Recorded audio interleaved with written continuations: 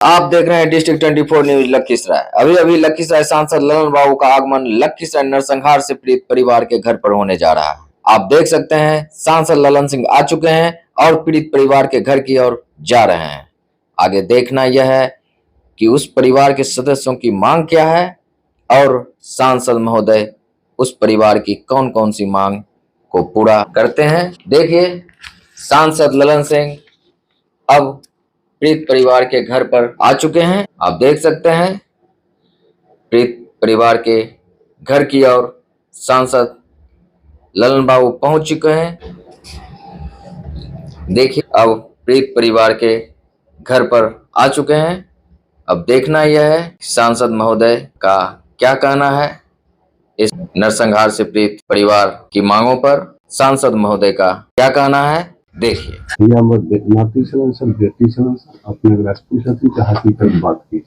अब बाकी कहानी वाली बात लोग सब बनावे बात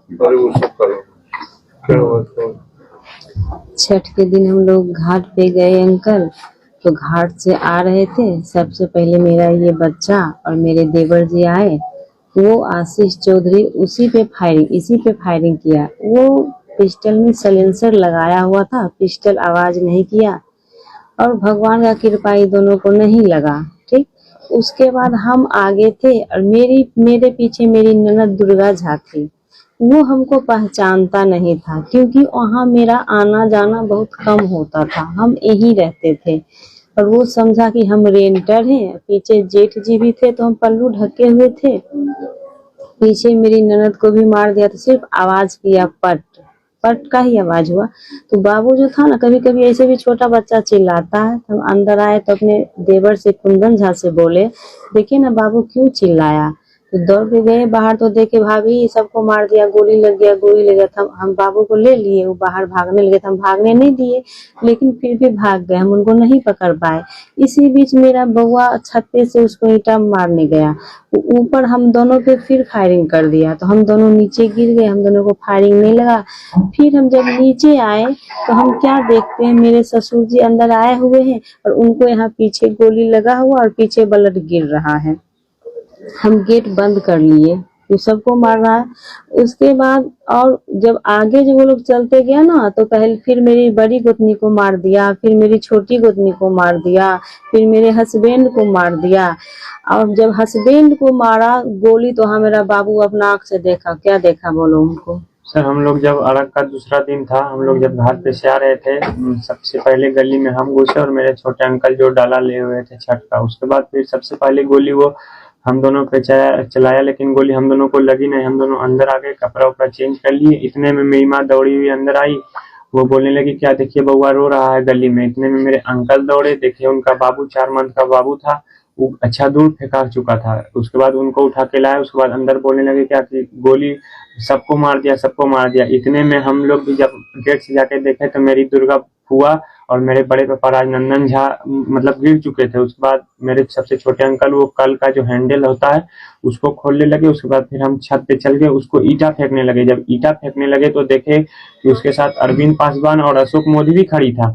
उसके बाद उसके साथ अरविंद पासवान, उसके बाद अशोक मोदी खड़ी था। तो दोनों कुछ नहीं बोल रहा था, वो दोनों थोड़ा सा हट के था। उसके बाद वो अकेले गोली चला रहा था। उसके बाद जब ये दोनों मेरी फुआ और मेरे जब बड़े अंकल को जब गोली मार दिया, उसके बाद फिर मेरी छोटी आंटी को मारा पेट में। उसके बाद फिर मेरी बड़ी आंटी को मारा। उसके बाद सबसे लास्ट उसके बाद फिर मेरे दादाजी को पीछे मारा।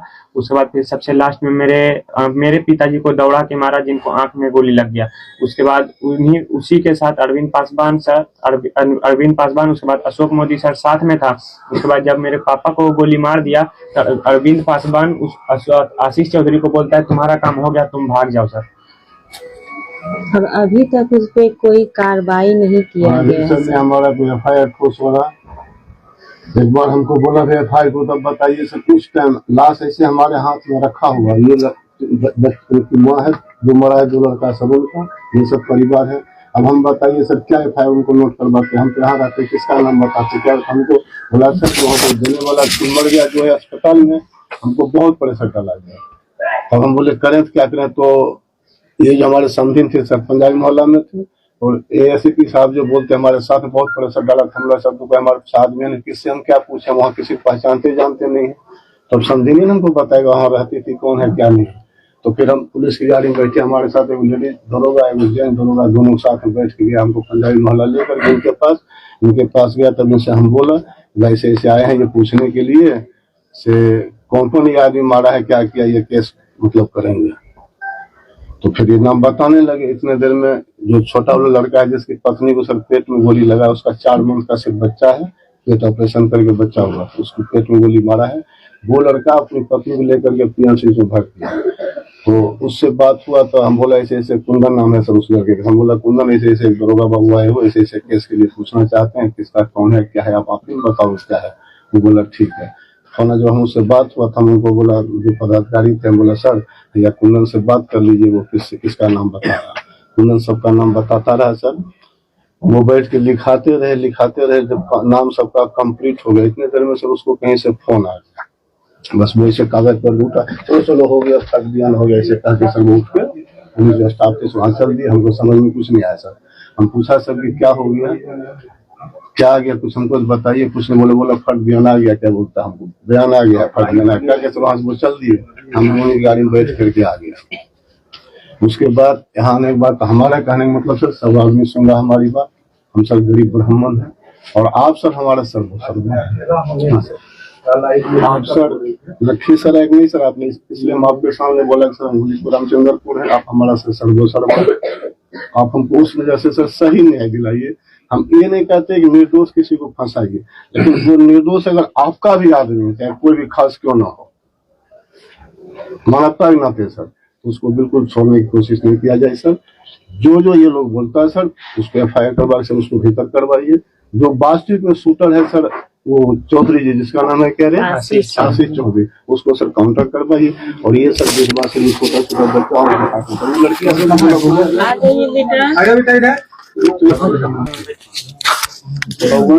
तीन बहन है भाई का तुम्हारा 3 बहन है सर और बात बढ़ गया सर। माँ को भी सर इसका गोली लगा। अपना गरीब ब्राह्मण सर मैं आपको दिल से बोलता हूँ हमारे पीठ पर कोई नहीं है साहब, जो भी था सिर्फ आप ही था। आप पार्टी पौवा क्या कहता है क्या करेगा तो बहादुर जाने सर। मेरी आपसे विनती सर सबको सर न्याय की रोजी करवा दीजिए सरकारी तौर पर सर।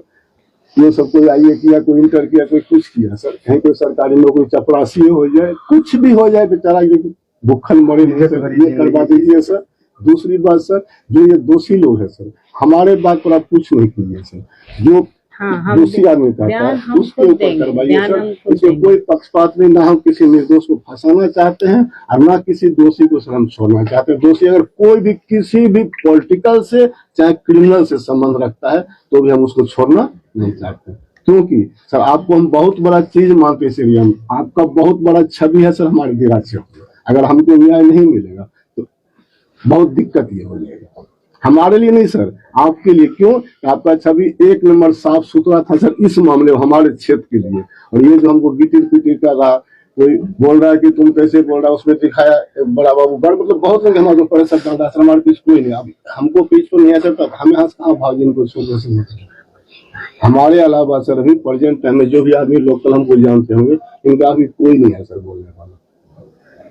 आप सर हमारे माँ बाप से भगवान है सर, आपसे ही मेरा मांग है सरकार से सर। आप सरकार में हैं, आप जो कहेंगे सर नीतीश कुमार जी करेंगे। ये मेरी बेटी नहीं आपका अरे सर आपका बाल बच्चा इनको सरकारी सर कहीं नौकरी लगवा दीजिए, आपका एक फोन से सब काम हो जाएगा सर। देखिए एक बात आपको बता देते हैं, दोषी चाहे जो भी होगा सर कोई भी हो, हाँ कोई मतलब नहीं, कोई होगा वो बचेगा। ठीक सर, उतना निश्चिंत रहिए। ठीक सर। किसी को बख्शा नहीं जाएगा जो भी अगर वास्तविक में दोषी है। और उसमें अरविंद पासवान पे हमको लोग इशारा कर रहा है। अरविंद पासवान नाम आपके सामने सुन रहे हैं। उसको कोई अगर पैरवी भी करेगा तो उसको हम अगर हिसाब किताब हुआ तो हम कोर्ट फिर चले जाएंगे। हम छोड़ेंगे सुनिए ना, जहाँ जाना हो जाइए, उससे नहीं मतलब है। आज तक हम लखीसराय में इतना दिन में किसी दोषी को नहीं बचाया। हम तो देखने इसलिए आप ये सब हमको जो बता रहे हैं कि कोर्ट चले जाएंगे, तो जहाँ जाना हो तो आपका स्वतंत्र है, आपको जहाँ मन करे जा सकते हैं। लेकिन हम आपको एक बात बता दे रहे हैं कि कोई दोषी बचेगा नहीं, कोई भी दोषी नहीं बचेगा। हम आपको पूरा भरोसा है सर, इतना ही जान लीजिए। इसलिए हमको ये सब मत सुनाइए कि हम कोर्ट जाए। और कोर्ट जाने के लिए आपको कोई रोक रहा है? कोई किसी को रोकता तो नहीं है। लेकिन नहीं हो रहा अभी फिर वही बात, लेकिन हम आपको एक बात बता दे रहे हैं कि कोई दोषी बचेगा नहीं, चाहे कोई भी। मेरा कोई परिवार का आदमी होगा तब भी नहीं बचेगा। बात खत्म। हाँ सर, भरोसा तो चाहते क्या सर, और बाकी आपसे पूरा भरोसा ही बात। बाकी हम लोग बात करें सरकार में क्या प्रावधान है, क्या नहीं के लिए कैसे गुजारा करेगी सर? क्या प्रावधान है, नहीं उसके पास 8 बच्चे हो गया है, सबकी क्या बात सुन प्रावधान रही है है। वो हम बात करेंगे। कोई रास्ता अगर होगा तो जरूर रास्ता। आपके पास सब रास्ता है सर। सर मेरी थोड़ा सा मेरी बात सुन लीजिए सर। कोई आते हैं तो कोई 200, कोई 400, कोई 500 या कोई 5000 दे के चले जाते हैं सर। उससे तो मेरा उस 8 बच्चे का मतलब निर्वाह नहीं होगा ना। 500 न हम देने वाले हैं, न हम उसमें विश्वास रखते हैं। हम ये चाहते हैं सर कि दाल रोटी का व्यवस्था आपसे मेरा हो जाए। न्याय, और हम इतना आप लोगों को भरोसा दिलाते हैं कि न्याय। बात यहाँ हकीकत यही था ना सर, जमीनी विवाद था। ठीक, उसके घर के बगल में मेरा जमीन है, जो दीवार थोड़ा तोड़ के फिगर देना चाहता था। आपके पास कोई भी साक्ष्य हो, जो भी साक्ष्य हो जी, वो साक्ष्य हम पुलिस अफसर को कह देंगे, वो आपसे बात करेगा। जो भी साक्ष्य होगा जी, आप उसको दीजिए, उस साक्ष्य के आधार पर भी वो जांच करेगा। बिल्कुल सही।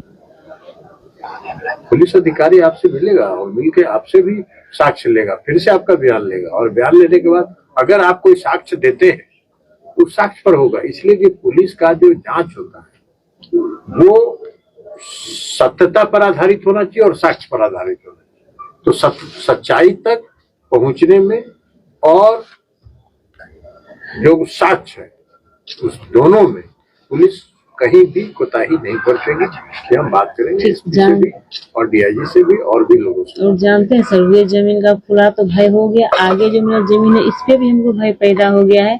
यही बर्ताव मेरा कहीं इस जमीन पे न कर दे कि हम ये चाहते हैं गरीब ब्राह्मण इस पे मेरा बाउंड्री हो जाए, ताकि फिर ये मेरे घर में कभी नरसंहार न हो। बाउंड्री कराइए, लेकिन जो जहाँ तक इस घटना का सवाल है, हम दोनों बात करेंगे। इस घटना में जो भी सच्चाई है वहां तक पुलिस पहुंचेगी, सच्चाई तक पुलिस को पहुंचना है। और जो बाकी है आप बात कर रहे हैं परिवार के अन्य लोगों के लिए कोई रोजी रोजगार फलना ठीक, तो उसके लिए आप बात करेंगे। कोई उसके नियम प्रावधान कोई भी होगा तो उसमें जरूर सहयोग करेंगे। इस सबके बारे में तो हम भी कोई सर मेरा ऐसा व्यवस्था कीजिए कि मेरा दाल रोटी कम से कम कोई जॉब मिल जाए तो चले। आपसे यही रिक्वेस्ट है। हम बात करेंगे, कोई भी प्रावधान होगा तो उस प्रावधान में जरूर रास्ता निकालेंगे। क्योंकि घटना जो हुई है वो घटना बहुत ही दुखदायी है, और मैंने इसको आप कहिए तो जघन्य घटना। ऐसा घटना नहीं होता है। हम लोग खुद आश्चर्यचकित कि एक परिवार के 6 लोगों को किया। हम भी अस्पताल में जो लोग हैं, हम भी सुपरिटेंडेंट से लोग बात कर रहे हैं। एक व्यक्ति किन्हीं का ऑपरेशन हो रहा था, किसी का ऑपरेशन हो रहा था, वो एक बीमारी से ग्रस्त है, वो एक भयंकर बीमारी से ग्रस्त जी हाँ पता चला। तो उस बीमारी के कारण उनके ऑपरेशन में थोड़ा विलम्ब हुआ। दोनों हो गए हैं, इसलिए तो सब हम जानकारी लेते हैं और सारी व्यवस्था हम कर रहे हैं। उसमें जो भी सुपरिटेंडेंट है उन सबसे हमने कहा है कि पूरा कुछ और दवा दारू वहाँ जो भी है सारी व्यवस्था हम लोग करवा लें। और सुपरिटेंडेंट से लगातार मेरी बात हो रही है, उसी दिन से बात हो रही है। सुपरिटेंडेंट ने ही हमको बताया कि सर ऑपरेशन में विलम्ब हो रहा है, इसलिए कि हम लोग उसका एक किट होता है, वो किट जो हम लोग के पास होता है वो किट सही नहीं है, तो इसलिए हम बाजार से किट मंगवाए हैं और किट आ गया, अब हम लोग ऑपरेशन करेंगे। तो रात में उन्होंने ऑपरेशन शुरू किया, उसमें भी हमको उन्होंने बताया कि ऑपरेशन हम लोग कर रहे हैं। ये सब चीज है, तो इसलिए हमने कहा आपको कि निष्पक्षता से जांच होगी, कोई बचेगा नहीं, जो दोषी होगा कोई नहीं बचेगा। और जो बाकी आप बात कर रहे हैं उसके लिए हम बात करेंगे। सरकार में अगर कोई प्रावधान होगा तो उस प्रावधान में हम जरूर मदद करने का प्रयास करेंगे। ठीक है अजय जी, पूरी जगह नहीं मिल जाएगा। सर मैं एक आवेदन देना चाहती हूँ आपसे जो थोड़ा ठीक देखिए लगता विचार एकदम जरूर आप देख रहे थे सांसद ललन सिंह और पीड़ित परिवार के बीच हुई बातों को। इस पर सांसद ललन सिंह के द्वारा कहा गया कि यदि अपराधी मेरे परिवार का भी होगा तो बच नहीं पाएगा और प्रशासन फिर से पीड़िता की बयान लेकर उस पर कार्रवाई करेगी और इसकी पूरी जांच कर अपराधी को सजा दिलाएगी। देखते रहिए डिस्ट्रिक्ट 24 न्यूज लखीसराय।